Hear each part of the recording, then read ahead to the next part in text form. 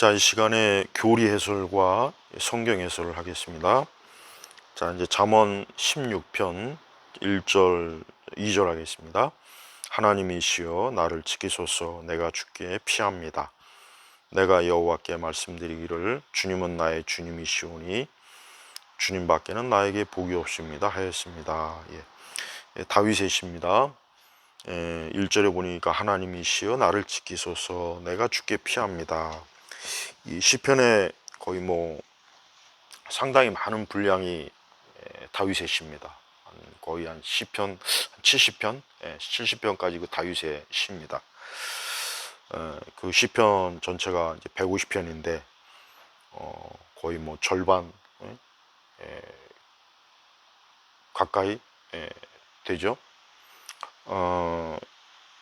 다윗의 시의 특징이 뭐냐면 오늘 1절에도 나오지만 하나님이시여 나를 지키소서. 내가 주께 피합니다. 다윗은 고난을 많이 겪었습니다. 그러다 보니까 다윗의 시는 전반적으로 내용이 하나님께 피하는 것, 또 하나님께 환난과 죽음과 고통과 괴로움에서 건져달라는 것, 또 악인들로부터 압제를 당하고 악인들의 그 살해 위협, 협박, 악인들로부터 아주 강포한 다윗의 시의 특징이 바로 이제 그러한 상황 속에서 다윗이 이제 하나님 앞에 기도하고 찬송한 내용이 이 다윗의 시의 특징이에요.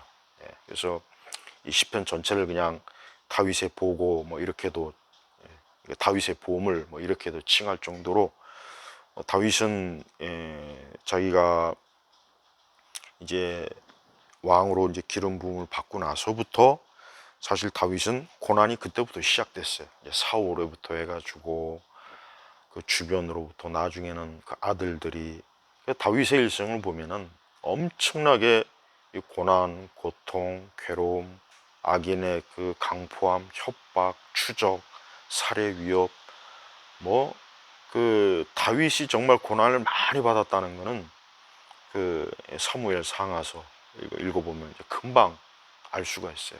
다윗은 예수님을 예표하죠.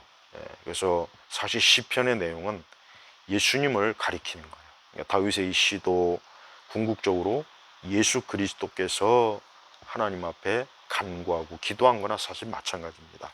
그래서 하나님이시여 나를 지키소서. 내가 주께 피합니다. 그러니까 다윗은 어떤 어려움이나 고난이나 막 힘들 때, 또 악인이 막 그를 죽이려고 할 때, 또 악인들이 그를 모함하고 그를 비방하고 막 그럴 때 다윗은 여기 이 말씀처럼 하나님이시여 나를 지키소서. 내가 주께 피합니다. 그러니까 다윗은 항상 그럴 때마다 이제 하나님께 피하고 하나님께 도움을 구하고 하나님의 보호를 요청하고 그러니까 다윗의 특징이 바로 그겁니다. 그러니까 다윗은 우리보다 훨씬 더 많은 엄청난 끔찍한 그 고난과 또 환난과 고통 속에 있었을 때 그때 다윗에게 있어서 유일한 피난처 누구냐? 바로 살아계신 하나님이에요. 그래서 우리 성도들도 매사에 하나님께 피하는 것을 잘해야 돼요. 우리가 인생을 살면 어려움이 많고 참 사방에 벽이 이렇게 가로막힐 때가 있고 오도 가도 못할 때 있고 어떻게 해야 될지 상황이 참 막막할 때가 얼마나 많습니까? 그럴 때 우리 성도들에게 있어서 오늘 다윗의 시처럼 하나님이시여 나를 지키소서. 내가 주께 피합니다. 주님께 피하는 겁니다. 여기서 주님께 피한다는 그러면 이 말의 의미가 뭐겠습니까? 실천적인 의미가 하나님께 기도한다, 또 하나님을 의지한다, 이제 그 뜻이에요. 그래서 우리 성도들도 예수님을 믿는 우리 그리스도인들에게는 우리 예수님이야말로 우리의 피난처가 되십니다. 그래서 항상 역시 우리도 이런 기도를 그대로 성경의 시편의 이 말씀은 우리가 기도할 때 그대로 사용하면 돼요. 그대로 이 시편의 말씀을 가지고 하나님께 나오면 그것만큼 사실 더 좋은 기도는 없죠. 그래서 우리가 어떠한 어려움이 있고 환난이 있고 고생하고 괴롭고 힘들고 사방에 벽이 막히고 이런저런 많은 원수들이 우리를 막 참 죽이려고 하고 괴롭히고 막 그럴 때 오늘 이 시편 16편 1절처럼 나를 지키소서 내가 주께 피합니다 하고 하나님 앞에 기도하면 참 잘하는 겁니다. 그러면서 다윗은 주님은 나의 주님이시오니 주님 밖에는 나에게 복이 없습니다. 이 다윗이 왜 그 하나님 마음에 합한 자고, 그 다윗의 위대성은 다른 게 아니에요. 바로 이겁니다. 다윗은 진짜 예수님만이 유일한 복이요, 예수님만이 자기와 함께 할 수 있는 분이라는 걸 알았어요. 예수님만이, 주님만이. 여기서 우리가 잘 알아야 될 것은, 우리 그리스도인들도 성경에 이런 말씀을 읽거나 설교 들을 때 뭐 다 그렇다고 생각하죠. 나도 그렇다, 나도 그렇게 믿고 있다. 그러나 실제로 과연 그런가? 우리는 곰곰이 생각해 봐야 돼요. 정말 주님밖에 나에게 복이 없다, 진짜 그렇게 믿는 건지, 그냥 습관적으로 그냥 그렇게 자기가 그렇게 여긴다고 스스로 착각하는지. 그래서 우리가 매사에 정말 주님밖에는, 이게 신앙입니다. 이게 신앙과 믿음이라고 하는 것은 바로 여기에 있습니다. 주님밖에는 나에게 복이 없습니다. 세상에 얼마나 많은 수많은 사람들이 각자 자기가 생각하는 복이 있어요. 여러 복이 있죠. 뭐 건강을 복이라고 여기고, 물질을 복이라고 여기고, 뭐 잘생기고 잘난 것도 복이라고 여기고, 뭐 집안 좋은 것도 복이라고 여기고, 뭐 좋은 직장 좋은 학교 들어가는 것도 복이라고 여기고, 아마 그럴 거예요. 물론 그것도 뭐 살아가면서 또 복의 한 종류들은 다 돼요. 그게 나쁜 건 아닌데, 그럼에도 불구하고 다윗은 주님밖에는 나에게 복이 없습니다 그랬습니다. 다윗은 뭐 자기가 왕이요, 자기 밑에 많은 신하들이 있고, 왕국이 있고, 보물이 많고, 뭐 다윗이 얼마나 참 또 한편으로 가진 게 많죠. 그러나 다윗은 그와 같은 것들이 복이다라고 한 적은 단 한 번도 없어요. 오히려 그와 같은 것들에 대해서 아예 싹 무시해버리고, 주님밖에는 나에게 복이 없습니다. 이게 진실한 고백이에요. 정직한 거예요. 진짜 하나님께서 다윗의 마음을 살펴봤을 때 다윗의 이 고백이 이게 사실이라는 걸 하나님은 분명히 아셨을 거예요. 그러니까 다윗을 이제 하나님 마음에 합한 자라 여긴 겁니다. 우리도 매사에 진짜 참 주님만이 나의 복이다, 주님밖에는 정말 없구나, 주님 외에는 내 인생을 붙잡아주고 나를 생명과 구원으로, 영생으로 이끌어줄 분이 주님밖에 없구나, 또 나를 모든 환난과 어려운 때 나를 지켜줄 분도 주님밖에 없구나, 내가 이 세상 떠날 때도, 내가 죽음의 사망의 음침한 골짜기를 지날 때도 주님밖에 없구나. 주님밖에 없다 이거야. 그 어떤 사람이든 가족이든 누구든 간에 그들이 우리와 영원히 함께 할 수는 없어요. 그들이 우리와 모든 일에 함께 할 수는 없습니다. 그러나 예수님은 우리와 모든 일에 함께 할 수 있어요. 내가 환난을 겪을 때, 어려움을 겪을 때, 내가 또 심지어 실족할 때, 내가 고난당할 때, 정말 주님밖에 없는 거예요. 수많은 인생들이 바로 예수님이 없기 때문에 멸망하는 겁니다.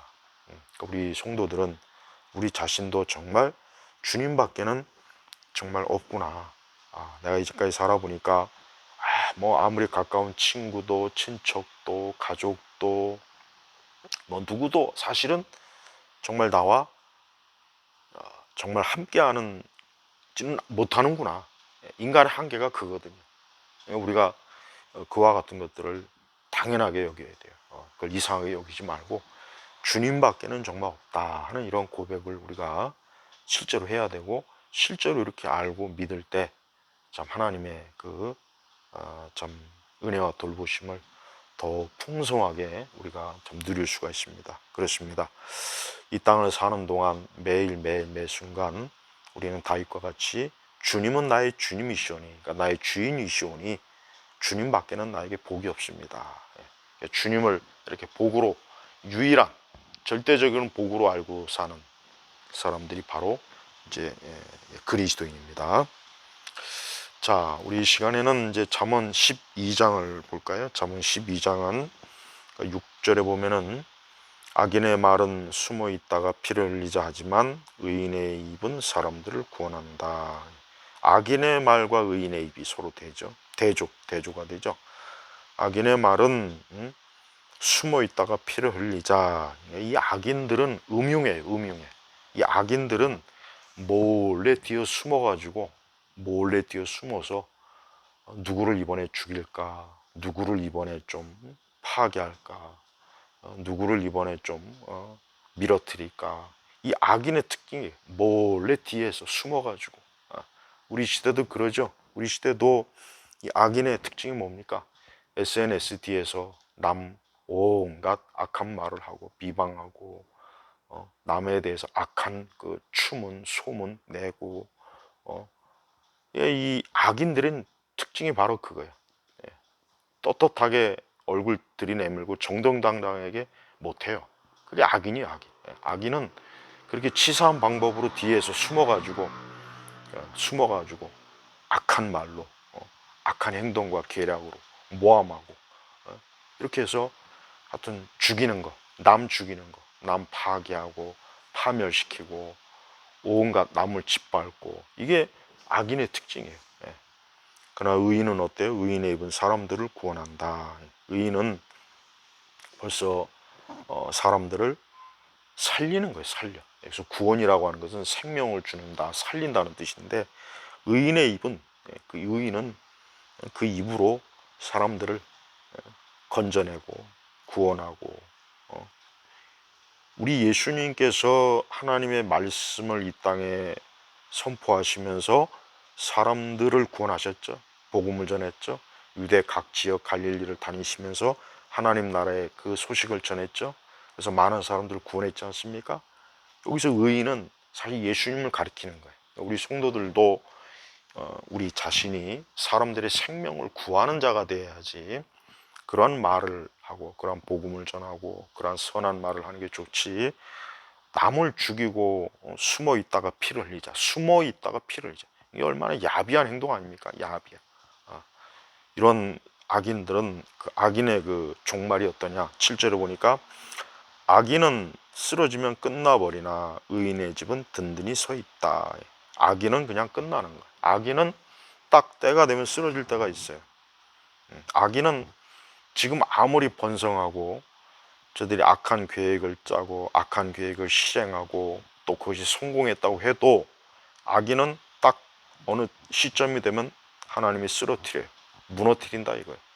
그러고 나서 끝나는 거예요. 그러니까 악인은 절대 잠깐의 그 번성함이 악인의 마지막 모습이 아니에요. 악인은 반드시 끝난다. 하나님이 딱 때가 되면 악인은 무너뜨린다. 이 악인은 이렇게 근본적으로 하나님 경외하지 않고 하나님 두려워할 줄 모르고 오직 교만과 악한 의도와 악한 계획과 자기께 스스로 넘어가서 결국 무너지게 되어 있습니다. 반대로 의인의 집은 든든히 서 있다. 의인의 집, 의로운 사람, 누구를 얘기합니까? 하나님 경외하고 하나님 두려워할 줄 알고 하나님 사랑하고 하나님을 의지할 줄 알고 하나님 말씀을 항상 늘 그 말씀에 따라 인생을 살려고 하고 그러니까 의인이 그래 의인. 그러니까 의인의 집은 어때요? 든든히 서 있다. 든든히 서 있다고 하는 것은 하나님께서 그 집을 축복하신다는 겁니다. 그러니까 의로운 자 이렇게 하나님 경외하고 하나님 사랑하고 하나님 두려워할 줄 알며 하나님 앞에 겸손한 사람은 하나님의 그 집을 반드시 축복하십니다. 8절은 사람은 자기 지혜대로 칭찬을 받으나 마음이 삐뚤어진 자는 멸시를 받는다. 이 마음이 삐뚤어진 게 바로 악인이에요. 그러니까 마음이 삐뚤어졌다는 게 뭐냐? 마음 씀씀이가 잘못된 거예요. 그 마음이 악독하고 비비 꼬여 있고 그 마음이 잔인하고 혹독하고 그 마음에서 막 악한 거짓말도 하고 꾸며내고 그 마음 자체가 아주 여기 말하면 삐뚤어졌다 이거. 그러니까 마음이 비비 꼬여 있는 자. 이런 사람들은 어때? 이런 사람들은 멸시를 받아요. 멸시. 그러니까 마음이 삐뚤어진 자는 잠깐 동안은 뭐 자기가 굉장히 잘난 것처럼 우쭐대고 자랑하고 마치 사람들이 그를 쫓는 것 같지만 시간이 지나면 그는 그 삐뚤어진 그 마음 때문에 결국은 어때요? 그는 결국 그로 인해서 사람들로부터 멸시, 조롱을 받는 거예요. 예. 그러니까 마음이 삐뚤어진 걸 항상 우리 성도들이 경계해야 돼요. 경계. 이 마음이 삐뚤어졌다는 것은 상당히 이게 지금 상태가 정말 안 좋은 거예요. 우리 주님께서는 뭐라고 했습니까? 나는 마음이 오냐고 겸손하니 그랬잖아요. 예수님이 나는 마음이 오냐고 겸손하니. 이 마음이 온유하고 겸손한 것하고 마음이 삐뚤어진 거하고는 천지 차이죠. 우리 성도들은 그 마음이 온유하고 겸손해야 돼요. 매사에. 근데 그 마음이 아주 사납고 잔인하고 트집 잡고 모욕을 주고 그 마음이 아주 삐뚤어져 갖고 그 마음 씀씀이 자체가 아예 이 참 악한 짐승, 사나운 짐승과 같은 그런 인간들이 있어요. 그런 사람들은 절대 그 사람들은 그 인생에 제대로 서지 못해요. 오히려 우리가 하나님의 지혜, 하나님의 지혜대로 여기 사람은 자기 지혜대로 여기서 말하는 지혜라는 것은 하나님의 말씀에 의한 지혜를 말하는 거죠. 그런 사람들은 칭찬을 받는 거예요. 칭찬.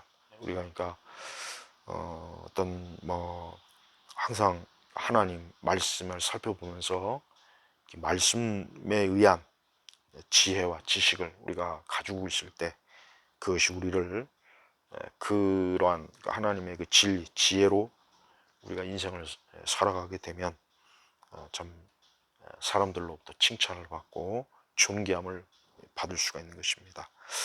그래요. 우리 성도들이 어쨌든 그 마음이 절대 삐뚤어지지 말고 하나님의 지혜가 좀 가득한 그러한 참 인생을 살아야 될 필요가 있습니다. 자, 이 시간에는 이제 또 웨스터민스터 대의문답 신앙교육서 제10과 그리스도의 중보사역의 유익입니다. 자, 지난 시간에 계속 이어서 성화의 역사에 관계된 능력은 무엇인가? 그거는 하나님의 능력, 하나님의 전능하신 능력이다 그러죠. 성령께서는 이제 구원받은 자들에게 하나님 성령 하나님께서는 유익을 주죠. 어떤 유익을 주느냐? 성령 하나님께서 그에게 하나님의 그 선하심, 또 하나님의 지혜, 능력, 그리스도의 구속의 유익을 성령 하나님께서 구원받은 우리 성도들에게 역사하시고 또 그와 같은 실천적인 성화의 열매를 또 맺게 하십니다. 그 다음에 이제 우리가 이 성화라고 하는 거는 그러면 성화의 그 어떤 영역을 우리가 굳이 말한다면 우리의 마음, 또 지성, 감정, 느낌, 의지, 결정 이게 사실 다 성화의 영역이에요. 성화예요. 그러니까 이 성화되었다. 제가 지난 시간에도 계속 얘기했죠. 성화 계속해서 성령의 열매를 맺는 거예요. 성령의 9가지 열매를 맺는 겁니다. 그런데 이 성화의 열매를 맺는 이 영역이 마음에만 있는 게 아니라 우리의 지성, 감정, 느낌, 의지와 결정 여기에도 다 성화의 이 작용, 열매가 맺혀지는 거예요. 그래서 사실 우리 그리스도인들은 우리는 보통 그냥 믿음만 좀 강조하죠. 믿음. 그런데 그 믿음이라는 것 자체가 성령의 어떤 성화의 역사가 없는 상태에서 그 믿음은 사실 온전한 믿음이라고 할 수 없어요. 마귀도 예수님이 하나님의 아들이라는 걸 믿습니다. 그렇다고 해서 마귀가 구원받나요? 그렇다고 해서 하나님께서 마귀를 칭찬합니까? 아니죠. 마귀는 그냥 예수님이 하나님의 아들이라는 것을 알지만 그러나 그 마귀의 그 인격, 그의 지성이나 마음이나 느낌이나 의지 이와 같은 것들이 그러면 하나님 보시기에 과연 마귀가 온전하냐? 새롭게 되었느냐? 전혀 안 그랬죠. 전혀. 그러니까 마귀는 마귀일 뿐이에요. 악령은 악령이지. 그래서 우리 성도들이 우리의 믿음, 나의 믿음이 그냥 내가 믿습니다. 난 하나님 믿습니다. 이거로만 생각하지 말고 내 마음 상태, 내 지성, 내가 나쁜 지식을 가지고 이단적 지식 가지고 거짓된 교리 지식 가지고 난 하나님 믿습니다 하는 거 잘못된 거예요. 또 우리의 감정, 내 감정이 자꾸 하나님 보시기에 선한 감정이 되는데 자꾸 감정이 악한 감정, 분노, 막 속에서 막 증오심, 미움, 못마땅해 하는 막 그냥 겸손하지 못한 교만함, 이 감정, 느낌, 우리의 느낌도 참 어려운 문제지만 이 느낌이라는 것도 성령 하나님께서 우리의 느낌도 주장하실 때 우리의 느낌은 분명히 거룩한 기쁨이나 즐거움이 넘쳐나겠죠. 또 우리의 의지와 결정도 반드시 성령 하나님께서 역사하실 때 우리의 의지와 결정이 분명히 하나님의 뜻을 향하게 될 거예요. 자, 이게 바로 다 성령 하나님께서 우리 안에서 역사하시는 모든 영역을 말하는 거예요. 그래서 우리가 이 성령 충만하다는 게 참 이래서 사실 중요하긴 합니다. 근데 이 오순절 은사주의나 신비주의나 극단적 막 이적과 기적을 찾는 이런 부류들은 이런 것을 싹 무시해버리고 그냥 어떤 하나님의 어떤 초자연적인 능력, 근데 사실은 하나님의 능력이라고 했을 때 그 능력이 근본적인 실체가 뭐냐? 그것은 하나님의 사랑입니다. 사랑. 하나님의 사랑이. 하나님이 우리를 사랑하시기 때문에 하나님이 이 세상을 사랑하사 독생자를 주셨으니 그랬잖아요. 그래서 그 하나님의 능력을 그렇게 자꾸 좋아하고 능력 찾기를 그렇게 열심히 하는 그 좀 은사주의자들, 초능력 추구하는 그런 이적과 기적에 빠진 사람들은 하나님의 사랑을 풍성하게 구할 때, 또 그 하나님의 사랑이 풍성하게 나타날 때 확실히 하나님의 능력이 있게 되는 거예요. 우리 한국교회는 이 하나님의 능력에 대해서 잘못된, 아까 얘기했지만 어떤 초능력, 예수님께서 하신 그 모든 이적과 기적도 하나님의 사랑에 근거한 거지, 예수님 무슨 슈퍼맨처럼, 예수님 무슨 스파이더맨처럼, 예수님 무슨 엄청난 어? 어떤 엄청난 파워맨이었기 때문에 그런 걸 행사한다. 그렇게 자꾸 여기면 안 돼요. 그러니까 우리 한국교회는 여전히 이 하나님의 능력하면 이제 그런 쪽으로만 자꾸 생각하니까 오히려 하나님의 능력에 대한 그 열매를 보면은 사실 안 좋습니다. 굉장히 비성경적이고 이단적이고 극단적 신비주의에 많이 빠져 있어요. 그래서 우리가 그와 같은 것으로 하나님의 능력을 얘기하지 말고 하나님의 그 거룩한 하나님의 형상, 또 하나님의 그 영광스러움, 또 우리의 그 아까 얘기했지만 지성과 의지, 우리의 마음, 감정, 느낌도 참 하나님의 사랑으로 충만할 때 거기에 진짜 하나님의 그 참 능력이 충만하다고 할 수 있고, 거기에 당연히 성령의 거룩한 역사가 있다고 볼 수가 있습니다. 네.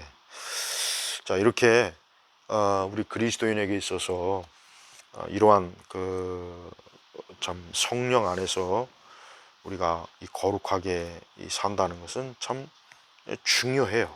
중요합니다. 우리 일생 전체가 이제 그러한 그 성령의 거룩함 안에서 우리가 살아야 되는 거죠. 그러기 위해서 우리는 이 성화의 이 교리를 더 바르게 우리가 알아야 됩니다. 그래서 이 다음에 하나님 나라에서 영화롭게 되기 전까진 우리가 절대 완전하지도 않고 100% 우리가 순결하거나 순전하지는 않아요. 그러나 우리가 하나님 나라에 더 가까이 자꾸 시간이 지나면서 믿음 생활이라고 하는 게 계속 시간이 지나면 지날수록 확실히 성화의 열매가 가장 중요한 문제가 된다는 건 분명한 사실이에요. 그래서 자꾸 이적과 신비, 어떤 치유, 또 천국, 지옥, 하나님의 음성, 그다음에 온갖 그 은사주의에 물든 이런 것 때문에 진짜 어떤 성령 하나님께서 가장 중요하게 여기시는 이 성화에 대한 것들은 확실히 우리 한국교회는 굉장히 소홀합니다. 이제 그러다 보니까 결국은 참 이상한 잘못된 기독교의 형태가 많이 나타난 것입니다. 그래서 이 부분을 우리가 잘 알고 진짜 우리가 이 성령의 충만함의 궁극적인 목적은 성령 하나님께서 우리 안에서 성령의 열매를 맺으면서 우리의 전 영역을 하나님이 기뻐하시는 그런 참 은혜 자리로 나아가는 것, 바로 그것입니다.